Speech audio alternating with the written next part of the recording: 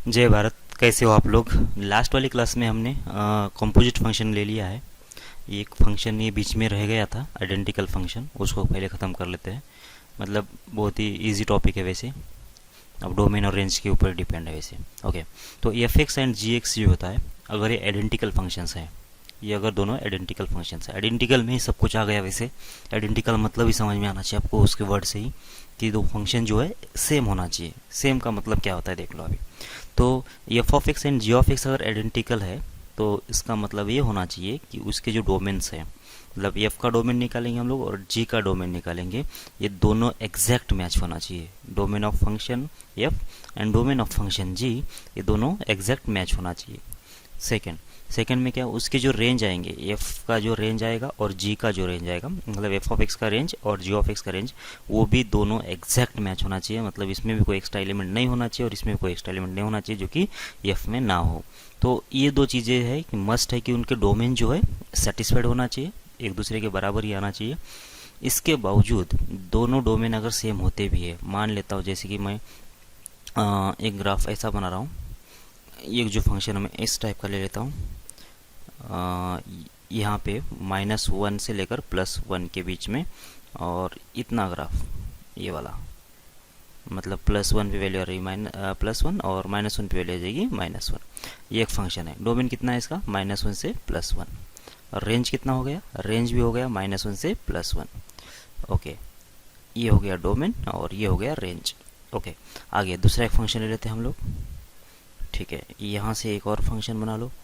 अब इसमें भी ये भी फंक्शन -1 से +1 के बीच में डिफाइन करूँगा मैं, और 1 एंड -1 के डिफाइन करूँगा। लेकिन अब अगर मैं ऐसा ले लेता हूँ ये चीज़, ठीक है, अब ये फंक्शन का भी डोमेन कितना हो गया? डोमेन तो -1 से +1 तक के बीच में ही है।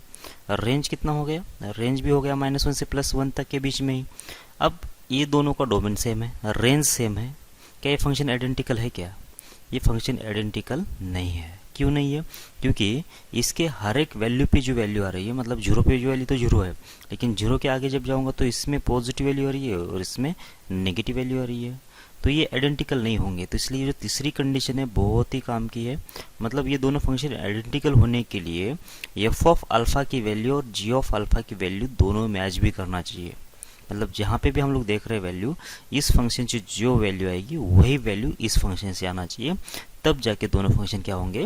आइडेंटिकल होंगे। इसका मतलब ये होगा कि एफ ऑफ एक्स का जो ग्राफ होगा एंड जी ऑफ एक्स का जो ग्राफ होगा वो एग्जैक्टली मैच होना चाहिए, एक दूसरे के ऊपर आना चाहिए, तब जाके दो फंक्शन जो होते हैं आइडेंटिकल होते हैं। बराबर है क्या?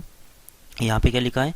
ऐसे सारे वैल्यूज़ के लिए डोमेन एफ के अंदर, अच्छा डोमेन जो होता है एफ का और जी का दोनों सेम ही है, तो for all X alpha belongs to D F बोल दो, या फिर for all alpha belongs to D G बोल दो, दोनों सेम ही है। क्योंकि एफ का और डी जी का जो डोमेन है दोनों ऑलरेडी हमने बोल दिया था कि बराबर ही आएगा। मतलब ऐसे टाइप के फंक्शन जो होते हैं सिर्फ डोमेन और रेंज से हम लोग नहीं बोल सकते, तो हमको हर एक वैल्यू पे भी जाना पड़ेगा। ठीक है, तो सबसे पहला जो एग्जांपल है इसमें मैं ले लेता हूँ। ओके, अगर एफ ऑफ एक्स दे दिया हमको कितना? 1 के बराबर, एंड जी ऑफ एक्स जो दे दिया है कितना है? एक्स डिवाइडेड बाई एक्स के बराबर है। क्या ये दो फंक्शन आइडेंटिकल है क्या? ये मुझे बताना है। ये दो फंक्शन आइडेंटिकल है क्या? नहीं है।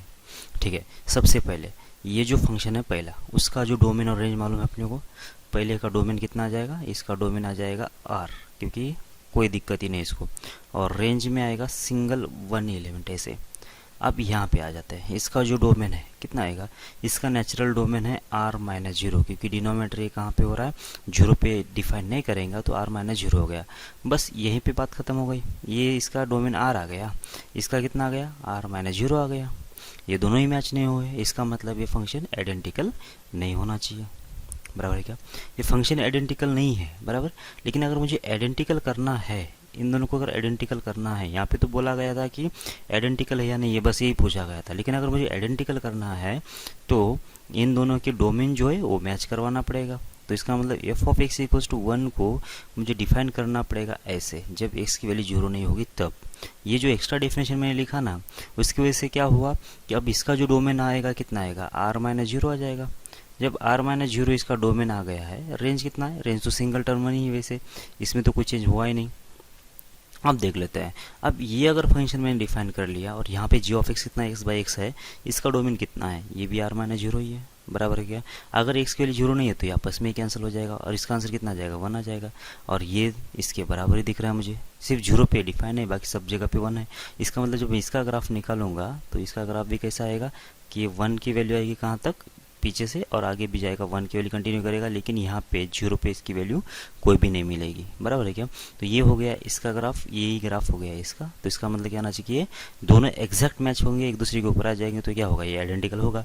बस यहाँ पे इसके अंदर से अगर जीरो नहीं है तो इसमें से भी मुझे जीरो को हटाना पड़ेगा, तब जाके दोनों फंक्शन कैसे होंगे, आइडेंटिकल होंगे। ठीक है, बस समझ में आ रही है आपको बात।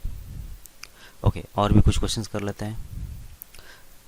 ओके, अगर मैं ऐसा ले रहा हूँ, second question, F of X equals to under root of 3 minus X divided by X minus 4, and G of X जो है, जी ऑफ एक्स ऐसा है 3 minus X divided by under root of X minus 4। क्या ये दोनों function identical है क्या। अगर ये आइडेंटिकल है या नहीं चेक करना है मुझे, सबसे पहले हम लोग क्या करेंगे, इसका डोमेन देख लेंगे। सबसे पहले तो हम लोग डोमेन देखते हैं, तो डोमेन देख लेंगे, इसका डोमेन कितना आ रहा है। तो पहले वाले का डोमेन एफ एक्स का कितना आएगा, 3 minus x divide by X minus 4, इसकी वैल्यू होना चाहिए ग्रेटर देन और इक्वल जीरो, बराबर। और यहाँ पे जी ऑफ एक्स का जो डोमेन आएगा वो कितना आना चाहिए, जो ऊपर रूट लिखा है तो इसका मतलब ऊपर का रूट जो होगा 3 माइनस एक्स, ये होना चाहिए ग्रेटर देन जीरो, एंड नीचे लिखा है रूट तो इसका नीचे वाला रूट कितना होना चाहिए, सिर्फ ग्रेटर देन जीरो होना चाहिए। ठीक है, तो यहाँ से ये दोनों कंडीशन सेटिस्फाइड होना चाहिए। ओके, इधर से देख लो, इधर से हम लोग क्रिटिकल पॉइंट बना लेते हैं। इधर से आएगा कितना 3 और एक आएगा 4। यहाँ पे हर एक एक्स पॉजिटिव में नहीं है, इसका मतलब मुझे क्या करना पड़ेगा, लास्ट वाली इंटरवल के लिए साइन ढूंढना पड़ेगा। तो यहाँ पे 5 रख दिया तो 3 माइनस 5 नेगेटिव, 3 5 माइनस 4 पॉजिटिव, तो ये होगा नेगेटिव, ये होगा पॉजिटिव और ये होगा नेगेटिव। मतलब कितना आया सोल्यूशन इसका, इसका सोल्यूशन आ गया 3 से लेकर 4 के बीच में। अब कहाँ पे ओपन कहाँ पे क्लोज, ये ऊपर वाला जो है अगर मैं क्लोज करता हूँ तो इसका आंसर जीरो आ जाएगा, और नीचे वाला तो हमेशा ओपन ही रखना पड़ेगा। तो ये हो गया इसका डोमेन 3 से लेकर 4 के बीच में। अब यहाँ से आ जाते हैं, अब 3 माइनस एक्स ग्रेटर देन और इक्वल जीरो, इसका मतलब कितना हो गया, एक्स लेस देन और इक्वल्स टू, एक्स उधर चला गया ना, तो एक्स लेस देन और इक्वल्स टू हो जाएगा कितना 3। समझ मेरी बात आपको। यहाँ से एक्स जब आगे निकल गया है तो कितना होगा, ये जो इनिक्वालिटी है किसके तरफ रहेगा, 3 की तरफ रहेगा, तो इसका मतलब ये होगा। अब एक्स वैल्यू 3 से कम है, यहाँ पे कितना आ जाएगा, एक्स वैल्यू ग्रेटर देन 4 होगा। अब एक्स वैल्यू ग्रेटर देन 4 में और एक्स वैल्यू लेस देन और इक्वल्स 3 में क्या कॉमन है, कुछ भी कॉमन नहीं है, बराबर है।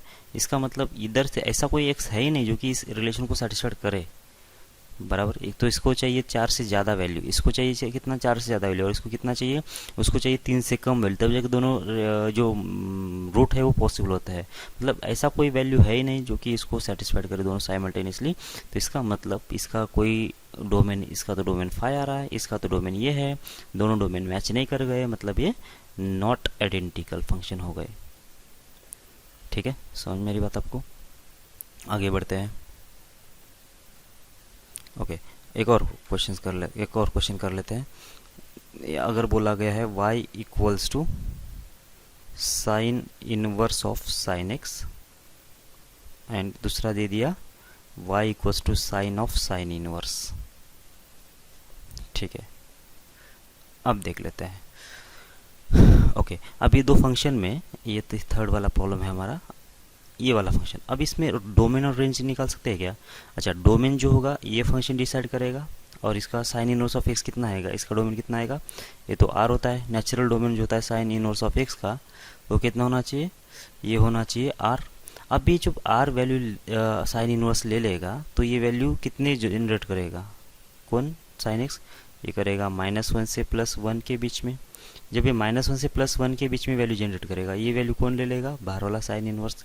तो साइन इनवर्स वैल्यू कितने जनरेट करने वाला है, ये करेगा -π/2 से लेकर +π/2 के बीच में। तो ये भी क्लोज और ये भी क्लोज होगा, मतलब आर इसका डोमेन है, फिर -1 से +1 तक इसका रेंज होगा। और साइन एक्स का रेंज जो है साइन इनवर्स के लिए डोमेन का काम करेगा।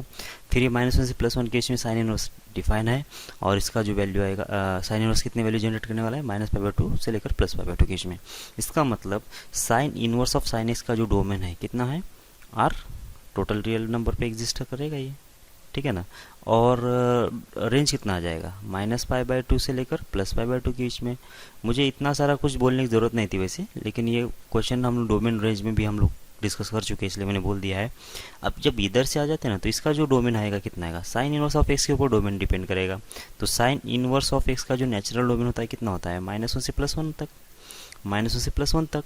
अब ये इसका अगर नेचुरल डोमेन है तो ये देख लो, अभी यहीं पे बात तो यहीं पे ख़त्म हो गई वैसे। ये जो साइन इनवर्स ऑफ ये जो डोमेन आएगा इसका और इसका जो डोमेन है आर, ये दोनों ही मैच नहीं हुए, मतलब ये आइडेंटिकल तो नहीं बने अभी, बराबर है क्या। तो ये नॉट आइडेंटिकल, मुझे आगे कुछ बोलने की ज़रूरत ही नहीं है, मतलब बाकी कुछ इसका रेंज निकाल के देखने की ज़रूरत नहीं है या फिर ग्राफ निकालने की ज़रूरत नहीं है, ठीक है ना। ओके लेकिन मैं क्या बोल रहा हूँ कि ये हमने कंपोजिट फंक्शन पढ़ लिया है ना, तो इसके हिसाब से हम लोग इसको कैसे मतलब एनालाइज कर सकते हैं, इसके बारे में बात करता हूँ। Sign inverse of sine x, क्या ये फंक्शन पीरियोडिक है क्या। तो पीरियोडिक होने के लिए इसमें दो फंक्शन इन्वॉल्व है, बाहर वाला है साइन इनवर्स ऑफ एक्स, अंदर वाला है साइन एक्स। अंदर वाला फंक्शन पीरियोडिक है क्या, हाँ बिल्कुल पीरियोडिक है। इसका पीरियड कितना आ जाएगा, 2π आएगा। अब बाहर वाला फंक्शन कैसा है, साइन इनवर्स ऑफ एक्स जो है वो इवन है क्या, बिल्कुल नहीं, ऑड फंक्शन है, क्योंकि साइन इनवर्स ऑफ एक्स का ग्राफ जो होता है वो फर्स्ट क्वाड्रेंट और थर्ड क्वाड्रेंट में इन्वॉल्व होता है। इसका मतलब ये हुआ कि बाहर वाला फंक्शन ऑड है, अंदर वाला फंक्शन कैसा, इवन है। तो इसका मतलब मुझे इसका पीरियड अब रिड्यूस करने की ज़रूरत नहीं, इस पूरे फंक्शन का पीरियड कितना बनेगा, 2π बनेगा, बराबर क्या।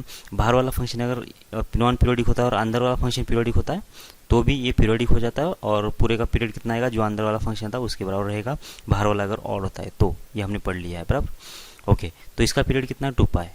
ओके डोमेन कितना है इसका, डोमेन तो r है, और रेंज कितना है, रेंज है -π/2 से लेकर +π/2 के बीच में, बराबर है क्या। अब आपको बात समझ में आ रही होगी, ये है इसका डोमेन, ये है इसका रेंज और ये पीरियोडिक है। तो जब इसका ग्राफ अगर मुझे बनाना है, ग्राफ अगर बनाना है तो बहुत अब इजी हो गया। कैसे इजी हो गया वो देख लो अब। तो इजी क्यों हो गया मैं बोल रहा हूँ, क्योंकि ये पीरियोडिक फंक्शन है, तो मुझे अभी पूरे पूरे नंबर लाइन पे इसका ग्राफ बनाने की ज़रूरत नहीं। मुझे कहाँ से कहाँ तक बनाने की ज़रूरत है, π/2 से लेकर -π/2 के बीच में मैं -π/2 तक के बीच में ग्राफ अगर मैं बना लूँ तो भी काम चल जाएगा, क्योंकि पीरियोडिक अगर है तो ये 2π के बाद जो है इसका ग्राफ रिपीट ही करने वाला है। ओके तो ये π/2 ले लेता हूँ, -π/2 हो गया, यहाँ पे कहीं होगा पाई, यहाँ पे आएगा 3π/2 और यहाँ पे हो जाएगा 2π। अगर मैं 0 से लेकर पाई के बीच में जो ग्राफ निकाल दूँ तो यही ग्राफ अब बार बार रिपीट करने वाला है, ये मुझे समझ में आ रहा है, ठीक है ना। और यहाँ पे अगर π/2 होता है और यहाँ पे अगर -π/2 होता है, तो अब हम लोग आगे पढ़ लेते हैं इसके, ठीक है। अब देख लो पीरियड कितना है इसका, 2π के बराबर है। किसकी बात कर रहा हूँ मैं, y = sign inverse of sine x, ठीक है ना। ओके तो साइन इनवर्स ऑफ साइन तो कैंसिल हो जाएगा, तो कितना आ गया, y = x की लाइन आ गई। इसका मतलब ये हुआ कि -π/2 से लेकर +π/2 के बीच में तो आ जाएगा y = x की लाइन। समझ में आ रही है आपको बात, क्यों आएगी y = x की लाइन, क्योंकि यहाँ पे इसका जो ये है साइन इनवर्स एग्जिस्ट होने के लिए यहाँ पे ये x जो होना चाहिए। अच्छा इसका जो आंसर आएगा कितना आएगा, -π/2 से लेकर +π/2 के बीच में आएगा हमेशा, किसका, साइन इनवर्स ऑफ x का। इससे बाहर तो जाएगा नहीं ये, बराबर। तो इसका मतलब ये तो लाइन आ गया, अब इसके बाहर जाएगा नहीं, इसके बाहर नहीं जाएगा, और इसका तो आंसर हमेशा, और ये फंक्शन हमेशा कंटिन्यूस और ये डिफरेंशिएबल है। इसका मतलब कंटिन्यूस है, मतलब क्या आना चाहिए कि ये वैल्यू और भी आना चाहिए था। तो इसका मतलब ये आगे वाला ग्राफ जो बनेगा वो कुछ इस टाइप का बनेगा। समझ में आ रही बात आपको, ठीक है। मतलब क्या होगा कि इस बार इसका जो है वो सिर्फ डायरेक्शन चेंज हो जाएगा, स्ट्रेट लाइन का ऐसा आ जाएगा, दूसरी बार ऐसा चला जाएगा। इसका मतलब जो बेसिक ग्राफ होगा ना इसका, ये बन जाएगा 0 से लेकर 2π के बीच में, ये ग्राफ बन गया इसका बेसिक। अब यही ग्राफ जो है बार बार आप रिपीट करना स्टार्ट कर देगा। समझ में आ रही है आपको बात, ठीक है। तो 0 से लेकर π/2 तक स्ट्रेट लाइन y = x की, फिर y = -x, और ये शायद +π पे मीट करेगा ऊपर, और ये जो लाइन होगा y = होगा x माइनस हो जाएगा 2π ऐसे। तो ये लाइन, ये ग्राफ बन गया। अब क्या होगा, ये पीरियोडिक अगर फंक्शन है तो इसके बाद भी अब ऐसा ही आने वाला है ये, ठीक है ना, इसके पीछे भी ऐसा ही आने वाला है। तो मतलब अब मुझे इसको ये लिखने की ज़रूरत नहीं है, मतलब आगे सोचने की ज़रूरत नहीं है। तो 0 से लेकर 2 पाई इसका पीरियड है, तो पीरियड के बीच में हमने ग्राफ बना लिया। अब इसी को कंटिन्यू करते जाओ। समझ में आ रहा है नहीं आ रहा है, देख लो ये चीज़। ठीक है, अब दूसरे का जब ग्राफ निकालना है मुझे, sine of sine inverse of X, तो इसका डोमेन कितना है? डोमेन है -1 से +1 के बीच में। तो रेंज कितना आएगा? जब -1 से +1 तक ये ले लेगा तो ये वैल्यू कितने जनरेट करने वाला है? साइन इनवर्स ऑफ एक्स ये करेगा -π/2 से लेकर +π/2 के बीच में, बराबर। तो ये वैल्यू जो है साइन एक्स के लिए इनपुट का काम करेगी। तो -π/2 से लेकर +π/2 के बीच में जो साइन एक्स है वो कितनी वैल्यू जनरेट करने वाला है? -1 से +1 के बीच में, बराबर है क्या? मतलब इस फंक्शन का डोमेन भी -1 से +1 तक के बीच में है और रेंज भी कितना है? -1 से +1 तक के बीच में। और ये दोनों एक दूसरे के इनवर्स फंक्शन अगर है तो ये कैंसिल आउट होकर कितना हो जाएगा? ये x बन जाएगा, ठीक है ना। अगर ये x बन गया है तो y इक्वल्स टू x का ग्राफ बन गया। तो y इक्वल्स टू x का ग्राफ कहाँ से कहाँ तक के बीच में? उसके डोमेन के बीच में। तो ये होगा y x एक्सिस और ये y एक्सिस। यहाँ पे -1 से लेकर +1 के बीच में ग्राफ डिफाइन है, ये +1 से -1 के बीच में ग्राफ डिफाइन है। तो यहाँ से लेकर ये लाइन बन जाएगा y इक्वल्स टू x का, बराबर। तो ये हो गया दूसरे का ग्राफ, ये हो गया पहले का ग्राफ। ये हर जगह पे डिफाइन है, सिर्फ ये -1 से +1 के बीच में डिफाइन है। बट इतना ही रीज़न जो है सफिशिएंट होता है ये फंक्शन आइडेंटिकल नहीं है बोलने के लिए, बराबर है क्या। लेकिन अगर मुझे इनको आइडेंटिकल कराना है, किसको किसको आइडेंटिकल कराना है? जो पहला फंक्शन था y equals to sine inverse of sine X, और दूसरा जो फंक्शन था y equals to sine of sine inverse of X, इन दोनों को ये आइडेंटिकल नहीं है अभी, इसके नेचुरल डोमेन में ये आइडेंटिकल नहीं है, बराबर है क्या। लेकिन अगर मुझे इनको आइडेंटिकल कराना है तो मुझे क्या करना पड़ेगा? इन दोनों का जो ग्राफ इक्वल कब है देखना पड़ेगा। इसमें -1 से +1 तक के बीच में, -1 से +1 तक के बीच में डिफाइन होगा ग्राफ है। और वैल्यू कितना आ जाएगी इसकी? इसकी वैल्यू आ जाएगी कितना? -1 से +1 तक के बीच में, -1 से लेकर +1 तक के बीच में वैल्यू आ जाएगी। इसमें इसका डोमेन कितना है? वो r के बराबर है। और कितने वैल्यू जनरेट करेगा? -π/2 से लेकर +π/2 के बीच में, इतनी वैल्यू जनरेट करने वाला है। तो आप देख लेते हैं, अब ये जो ग्राफ है और ये जो ग्राफ है, ये दोनों आइडेंटिकल होने के लिए, ये दोनों आइडेंटिकल होने के लिए क्या क्या करना पड़ेगा? तो ये भी y इक्वल्स टू x की लाइन है, ये भी y equals to x line है। बस ये π/2 के बदले अगर मैं यहाँ पे -1 पे रिस्ट्रिक्ट कर दूँ इन दोनों को, और यहाँ पे +1 पे रिस्ट्रिक्ट कर दूँ, तो ये जो ग्राफ बनेगा ना, कहाँ से कहाँ तक? यहाँ से लेकर यहाँ तक के बीच में। ये भी तो +1 होगा इधर जाके, और इधर पे जाके -1 होगा। तो इतना जो ग्राफ होगा ये वाला, इतना ये वो ये इतना ही है ये, बराबर है क्या। इसका मतलब क्या होगा? फंक्शन दोनों आइडेंटिकल बन जाएंगे इस वाले केस में। तो इसका मतलब मुझे क्या करना पड़ेगा कि इसको रीडिफाइन करना पड़ेगा। इस r को रीडिफाइन करके कितना लिखना पड़ेगा? -1 से +1 के बीच में। और इसको अगर -1 से +1 तक के बीच में लिखा है तो ये भी कितना हो जाएगा? -1 से लेकर +1 के बीच में। और यहाँ पे बस इतना ही, -1 से +1 के बीच में डिफाइन अगर करेंगे तो क्या होगा? अच्छा, ये दोनों एक दूसरे की इनवर्स फंक्शन है ना, तो ये कैंसिल होकर सीधा तो x ही बनने वाला नहीं। ये -1 से +1 के बीच में तो सिर्फ x ही बन जाएगा ये।